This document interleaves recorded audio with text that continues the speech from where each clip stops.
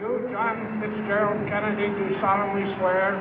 I, John Fitzgerald Kennedy, do solemnly swear. That you will faithfully execute the office of President of the United States. That I will faithfully execute the office of President of the United States. And will, to the best of your ability. And will, to the best of my ability. Preserve, protect, and defend the Constitution of the United States. Preserve, protect, and defend the Constitution of the United States. So help you God. So help me God.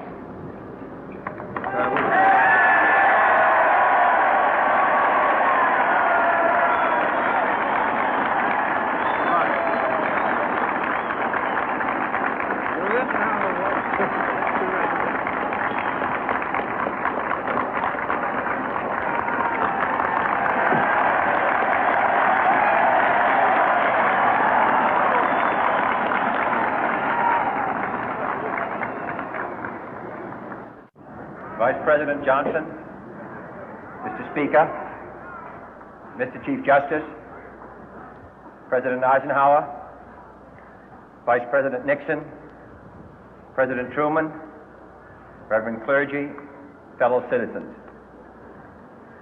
We observe today not a victory of party, but a celebration of freedom, symbolizing an end as well as a beginning, signifying renewal as well as change. For I have sworn before you and Almighty God the same solemn oath our forebears prescribed nearly a century and 3/4 ago. The world is very different now, for man holds in his mortal hands the power to abolish all forms of human poverty and all forms of human life. And yet the same revolutionary beliefs for which our forebears fought are still at issue around the globe. The belief that the rights of man come not from the generosity of the state, but from the hand of God. We dare not forget today that we are the heirs of that first revolution. Let the word go forth from this time and place to friend and foe alike that the torch has been passed to a new generation of Americans born in this century, tempered by war, disciplined by a hard and bitter peace, proud of our ancient heritage, and unwilling to witness or permit the slow undoing of those human rights to which this nation has always been committed and to which we are committed today at home and around the world.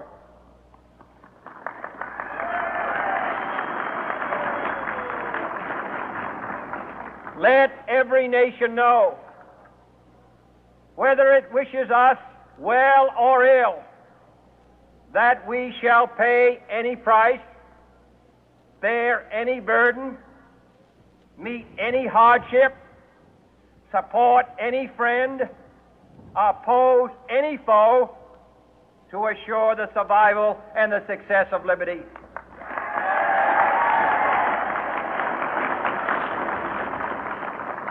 This much we pledge and more. To those old allies whose cultural and spiritual origins we share, we pledge the loyalty of faithful friends. United, there is little we cannot do in a host of cooperative ventures. Divided, there is little we can do, for we dare not meet a powerful challenge at odds and split asunder. To those new states whom we welcome to the ranks of the free, we pledge our word that one form of colonial control shall not have passed away merely to be replaced by a far more iron tyranny. We shall not always expect to find them supporting our view, but we shall always hope to find them strongly supporting their own freedom, and to remember that in the past, those who foolishly sought power by riding the back of the tiger ended up inside.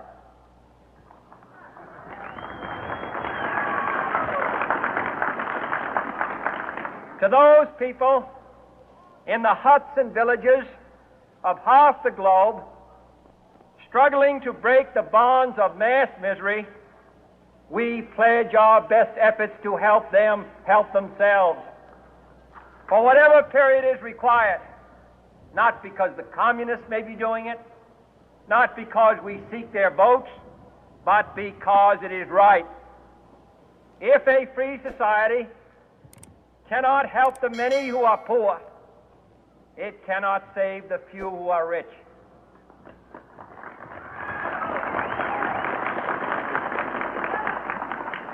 To our sister republics south of our border, we offer a special pledge to convert our good words into good deeds, in a new alliance for progress, to assist free men and free governments in casting off the chains of poverty. But this peaceful revolution of hope cannot become the prey of hostile powers. Let all our neighbors know that we shall join with them to oppose aggression or subversion anywhere in the Americas. And let every other power know that this hemisphere intends to remain the master of its own house.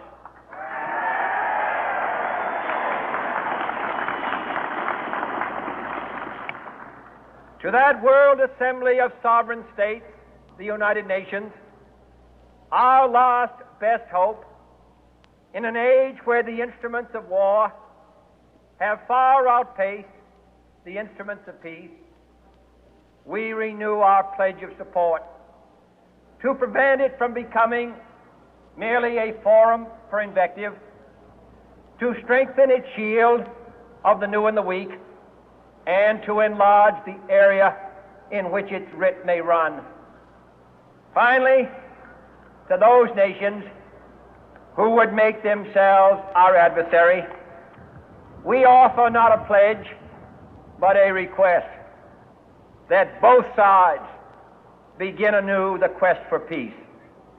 Before the dark powers of destruction, unleashed by science, engulf all humanity in planned or accidental self-destruction, we dare not tempt them with weakness, for only when our arms are sufficient beyond doubt can we be certain beyond doubt that they will never be employed.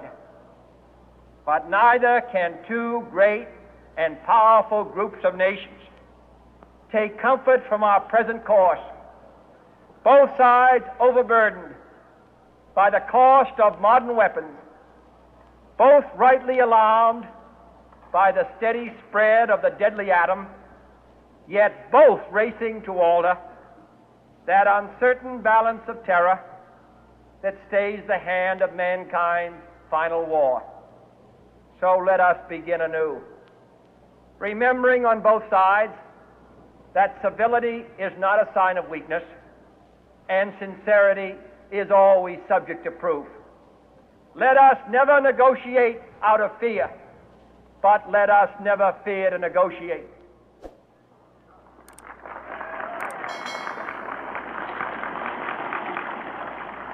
Let both sides explore what problems unite us, instead of belaboring those problems which divide us. Let both sides, for the first time, formulate serious and precise proposals for the inspection and control of arms, and bring the absolute power to destroy other nations under the absolute control of all nations.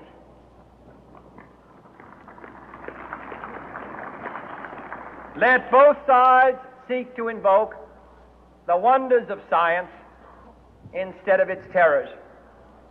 Together, let us explore the stars, conquer the deserts, eradicate disease, tap the ocean depth, and encourage the arts and commerce. Let both sides unite to heed in all corners of the earth the command of Isaiah to undo the heavy burden and let the oppressed go free. And if a beachhead of cooperation may push back the jungle of suspicion, let both sides join in creating a new endeavor, not a new balance of power, but a new world of law, where the strong are just and the weak secure and the peace preserved. All this will not be finished in the first 100 days, nor will it be finished in the first 1,000 days, nor in the life of this administration, nor even perhaps in our lifetime on this planet. But let us begin.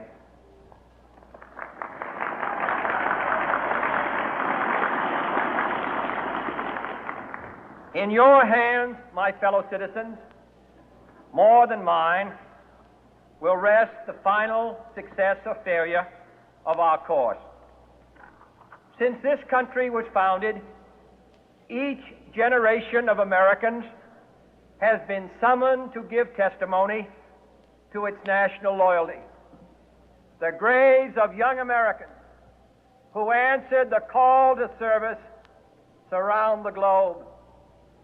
Now the trumpet summons us again, not as a call to bear arms, though arms we need, not as a call to battle, though in battle we are, but a call to bear the burden of a long twilight struggle, year in and year out, rejoicing in hope, patient in tribulation, a struggle against the common enemies of man, tyranny, poverty, disease, and war itself. Can we forge against these enemies a grand and global alliance, north and south, east and west, that can assure a more fruitful life for all mankind? Will you join in that historic effort?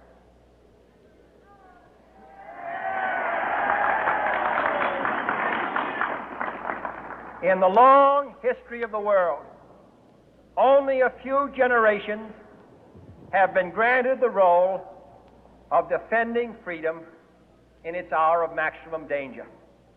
I do not shrink from this responsibility. I welcome it.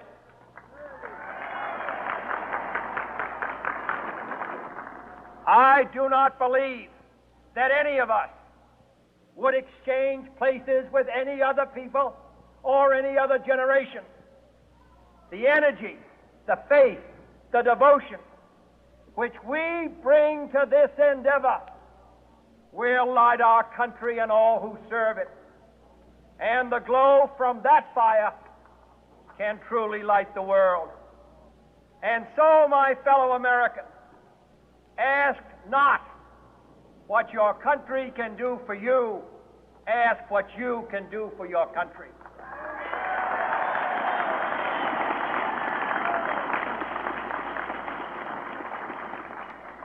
My fellow citizens of the world, ask not what America will do for you, but what together we can do for the freedom of man.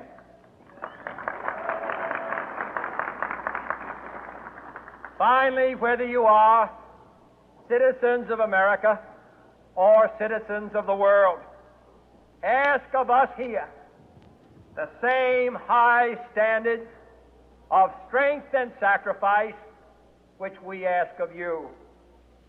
With a good conscience, our only sure reward, with history the final judge of our deeds, let us go forth to lead the land we love, asking His blessing and His help, but knowing that here on earth, God's work must truly be our own.